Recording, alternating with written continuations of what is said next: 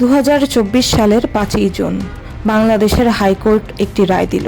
30% চাকরির কোটা ফিরে পাবে মুক্তিযোদ্ধাদের সন্তানরা। ছাত্ররা শুনল, নীরব হয়ে গেল। তাদের মনে হলো মেধা নয়, বংশ দিয়ে চাকরি হবে। তারা জানতো না এই রায় শুধু কোটা নয়, এটি ছিল এক বিপ্লবের সূচনা। এটা শুরু হয়েছিল মেধার দাবিতে, কিন্তু সরকার শুনল না। প্রতিবাদ বাড়ল, ছাত্ররা রাস্তায় নামল। 10 জুলাই বাংলা ব্লকেড। ঢাকা, চট্টগ্রাম, রাজশাহী সব শহর আটকে গেল। তারা চাইল ন্যায় বিচার, রাষ্ট্র দিল গুলি। প্রধানমন্ত্রী তাদের রাজাকার বললেন। তার মানে কি মুক্তিযোদ্ধার সন্তান নাতিপুতিরা কেউ মেধাবী না, যত রাজাকারের বাচ্চারা নাতিপুতি হলো মেধাবী, তাই না?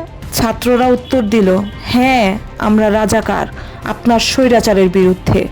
এটা ছিল না অপমান, এটা ছিল বিদ্রোহের ঘোষণা। আওয়ামী লীগের ছাত্র সংগঠন ছাত্রলীগ যুক্ত হলো। লাঠি, রড, এমনকি পিস্তল নিয়ে তারা হামলা চালালো ক্যাম্পাস, হাসপাতাল, মেট্রো স্টেশনে। যখন ছাত্ররা প্রতিরোধ করলো, ক্যাম্পাস থেকে ছাত্রলীগকে তাড়ালো। রাষ্ট্র পাল্টা জবাব দিল পুরো শক্তি দিয়ে। পুলিশ, র্যাব, বিজিবি সবাই মিলে গুলি চালালো। 16 জুলাই রংপুর, আবু সাইদ, বয়স মাত্র 25 বছর, ইংরেজি বিভাগের ছাত্র।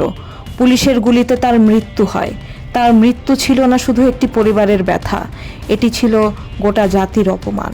মীর মাহফুজুর রহমান মুগ্ধ, বয়স মাত্র 22, গ্রাফিক ডিজাইনার। ফ্রিল্যান্সিং করে নিজের পড়াশোনার খরচ চালাতেন। স্বপ্ন ছিল দেশ ছাড়ার, একটি ভালো ভবিষ্যৎ করার। কিন্তু 18 জুলাই মিরপুরের রাস্তায় সে কেবল একজন ছাত্র ছিল, ন্যায় বিচারের পথে দাঁড়িয়ে। পুলিশের গুলিতে তার মৃত্যু হয়। ফাইবারের হাজারো ফ্রিল্যান্সার তাকে শ্রদ্ধা জানালো। মীর মুগ্ধ আর শুধু একজন নিহত ছাত্র নন, তিনি হয়ে উঠলেন জুলাই বিপ্লবের এক প্রতীক। হাসপাতালগুলোকে আদেশ দেওয়া হয়েছিল মিডিয়াকে তথ্য দেবেন না। সিসি ক্যামেরা জব্দ করা হয়েছিল। গুলিবিদ্ধ অজ্ঞাত লাশ গোপনে কবর দেওয়া হয়েছে। সরকারি হিসাব বলছে মাত্র 21 জন মারা গেছে, কিন্তু প্রতিবেদন বলছে 300 থেকে 500 জন নিহত হয়েছে। ইউনিসেফ বলছে কমপক্ষে 32 জন শিশু মারা গেছে। এটা ছিল না শুধু প্রতিবাদ, এটা ছিল গণহত্যা। ছাত্ররা নিজেদের ক্যাম্পাস ফিরে পেল। রাজশাহী, ঢাকা, চট্টগ্রাম সব জায়গায় ছাত্রলীগ মুক্ত হলো হলগুলো। শিক্ষকরা রাস্তায় নামলেন। ব্র্যাক বিশ্ববিদ্যালয়ের প্রাক্তন শিক্ষক আসিফ মাহতাব উৎস বলেন, আমি আমার ছাত্রদের পিছনে হাঁটতে শেখাইনি। এটা আর শুধু ছাত্র আন্দোলন নয়, এটা হয়ে উঠল জনগণের বিদ্রোহ। 3 আগস্ট শহীদ মিনারে নাহিদ ইসলাম ঘোষণা করলেন, আমরা আর কথা বলবো না, আপনি পদত্যাগ করুন। আন্দোলনের দাবি পরিবর্তিত হলো। কোটা নয়, এখন দাবি ছিল ন্যায় বিচারের দায়িত্ব নেওয়া এবং শেষ পর্যন্ত পদত্যাগ। এটা ছিল শেষ বার্তা। বুলেটের বিরুদ্ধে কোনো আলোচনা নেই। গণ অব্যাপ্তি শুরু হলো। দেশের সব কিছু বন্ধ, অফিস, ব্যাংক, দোকান, কারখানা। ছাত্র, শিক্ষক, ডাক্তার, আইনজীবী, কর্মচারী সবাই এক হয়ে উঠল। শেখ হাসিনা প্রস্তাব দিলেন, গণভবনের দরজা খোলা, আমি কথা বলতে চাই।